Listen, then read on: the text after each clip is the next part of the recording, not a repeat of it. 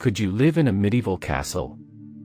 Despite needing a lot of money to be able to afford the luxury of building a castle, living in a castle today may seem rather miserable due to how underdeveloped they were as buildings during the Middle Ages. No matter how the interior spaces were decorated, rooms were less furnished and darker, especially in winter, than we are used to today.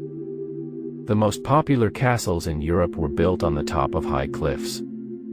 Besides the wonderful views, this had the advantage that approaching enemies could be seen sooner, as well as the rough terrain making their access harder to the enemy.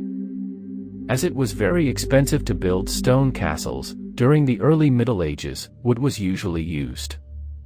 In terms of heating and insulating, we can see how underdeveloped these early times were by the fact that inhabitants of wooden castles built their living rooms above the styes, trying to benefit from the natural heat that the animals' bodies emitted. Although few written records survive about medieval architecture, it is certain that one of the most significant tools of construction in the 13th century, and one of the most important architectural inventions, was the treadwheel crane. It consisted of a large wheel that was driven by two people who stepped inside the wheel and walked continuously on the inner surface of it. Their weight forced the wheel to turn. Thus, the turning wheel pulled construction materials, for example, stones for a wall, with the aid of ropes and cogwheels. A crane operator was also needed to drive the tool. This crane represented huge progress compared to earlier times because 3 people could do tasks that previously needed a dozen. Nonetheless, building a castle remained a flavorsome and cost-demanding task. The most important person in a castle was the owner, the king, lord, knight, or lady. But they didn't live there all the time. Kings of England owned dozens of castles, and could never have visited them all. Countess Joan de Valence, a widow, often traveled between her 4 castles and many manor houses, but Goodrich Castle seems to have been a favorite. There was great excitement and a rapid cleanup in 1296 when she arrived there with a long procession of carts and wagons, over 50 horses, and 194 followers. Castle owners always had private apartments, or at least a bedroom with an ensuite loo and a chamber where they welcomed visitors. There was often a private chapel too. These were usually in the safest part of the castle, and only trusted servants or honored guests were allowed in. Some castles had their lordly living rooms in a completely separate building, a castle within a castle, which could be defended even if the rest of the fortress fell. The Earls of Northumberland's Great Tower within Warkworth Castle had its wine cellars, kitchens, a hall, a chapel, and bedrooms. For the best experience of lordly life in a castle, go to Henry II's royal palace in the keep of Dover Castle, colorfully recreated as it looked in about 1185. Though castles were homes, they weren't permanent residences. The lord and lady and their servants, who could number anywhere from 30 to 150 people, would move from castle to castle with their beds, linen, tapestries, tableware, candlesticks, and chests, meaning that most rooms in the castle at any given time would be shut up. Castles would be more or less busy depending on the time of year. Festivities such as Easter and Christmas meant that guests would flood the castle, who might stay for months at a time. Other times, such as when the lady was close to giving birth and just after, would be less busy. Sometimes, the lord alone would be called away for other business. His servants such as his groom and chamberlain would travel with him. In his absence, the day-to-day domestic affairs would be run by the lady of the castle. Though early castles had tiny windows so were probably dark and cold, later castles had larger windows that allowed more light in. Fireplaces weren't invented until the mid-medieval period. Until then, all fires were open fires that generated lots of smoke and didn't effectively spread heat. The great hall of the castle generally had a large open hearth to provide heat and light. Tapestries would have also provided some insulation. More private rooms of the castle such as the chamber would be equipped with beds with curtains and fireplaces, or movable fire stands. They also had square indents in the walls called lamp rests where lamps or candles could be placed. Rooms for servants were normally above the kitchen. Though they were small and lacked privacy, they were probably quite warm, and would certainly have smelled better than some other parts of the castle. Castles were no use without soldiers to defend them. In peacetime, a small castle might have a garrison of only a dozen soldiers or even fewer. This was just enough to open the gate, operate the portcullis and drawbridge, and patrol the walls against stray robbers who tried to break in. They'd be commanded by the constable or castellan, who stood in for the owner and lived in his rooms. There's a constable's gate at Dover Castle. The soldiers slept in a dormitory. But when attack threatened, you'd pack as many soldiers as you could into the castle. At the Great Siege of Dover Castle in 1216, 140 knights and perhaps 1,000 sergeants, the medieval name for any fully equipped soldier, defended the fortress against the French. For hand-to-hand fighting there was plenty of that at Dover. They'd use swords, spears, and axes, with longbows and arrows to keep the enemy at a distance.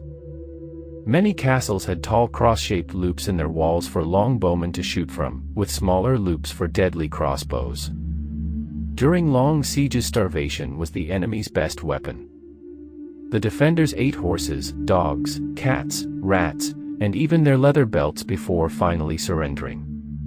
Slaughtering surrendered soldiers were considered unsporting, but it did happen. Because all housework was done by hand, castles were full of servants, especially when the owner was at home.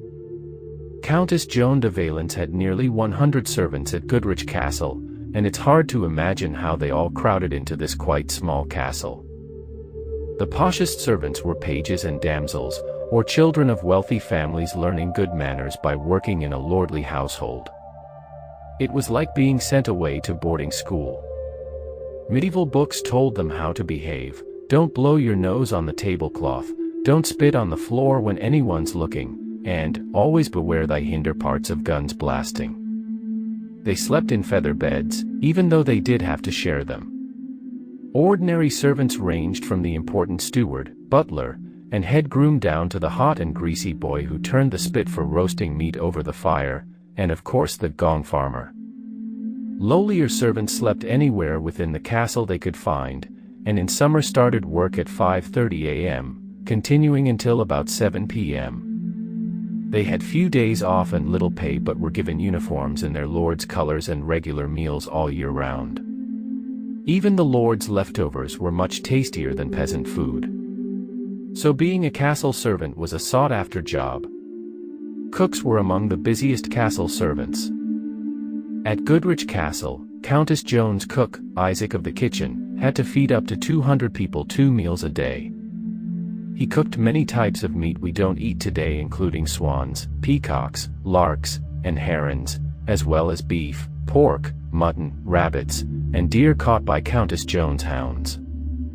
On Fridays and many other days throughout the year, people ate fish instead, and Goodrich Castle cooks got through 24,000 herrings in 3 months, as well as oysters and salmon. In winter, with no refrigeration, there was little fresh food. Isaac's assistant Richard the Saucerer livened up meals of salted meat or fish with strong-tasting sauces, using expensive foreign spices which showed off to visitors how rich Countess Joan was.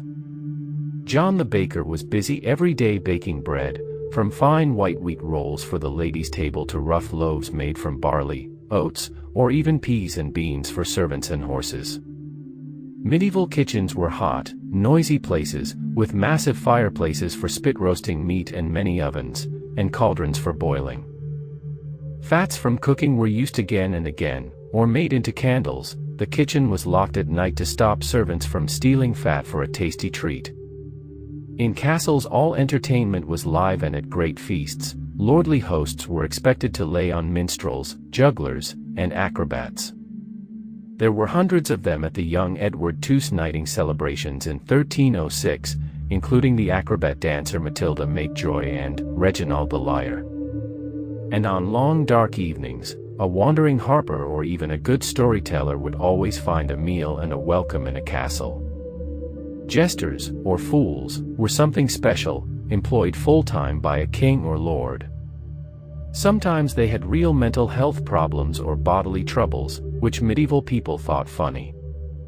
They usually wore a brightly colored fool's outfit, for instance, a hood with donkey's ears. But in reality, they had to be wise and quick-witted, and they were often so favored by their masters that they could get away with mocking barons or even monarchs, telling the truth in jokey form. However, Tribolit, the king of France's fool, went too far. He was sentenced to execution but allowed to choose how he would die. Of old age, he replied and was pardoned. There were no flushing loose in medieval times. Instead, you sat on a stone or wooden board with a hole in it, and the poo, or gong as it was called, dropped through. In castles, loos, also called gongs, were often made to overhang an outside wall, and the poo fell either into the moat if there was one, into a pit outside the wall, or just onto the ground. As at Peveril Castle, you'll often find loos set high up on the wall, well above the smell, and safe from attackers who might use the hole to get into the castle. Lords' rooms usually had their private loos, and in Goodrich Castle and Middleham Castle, there were also multi-seater public gongs, where you could chat as you used them. Though medieval people didn't know about germs, they believed bad smells caused illness. Pongs were strongest in early castles like Rochester, where the poo fell into a cesspit under the keep, and the stink rose through the rooms. So pits sometimes had to be cleaned out by an unfortunate servant called the gong farmer, and everyone who could move out while this was happening. The gong farmer would shovel the poo into baskets and wheelbarrows, and take it off to bury or spread on fields as fertilizer. Gong farming could be dangerous as well as smelly. In 1325 Richard the Raker fell into a cesspit and drowned. So gong farmers were quite well paid, but people didn't get too close to them. However, life in a castle was not all about amusement, because they were attacked from time to time. Though, this happened rarely, on average once every 75 years. In case of an attack, the strategic activities came into the limelight immediately. Thank you for watching. Please subscribe for more videos.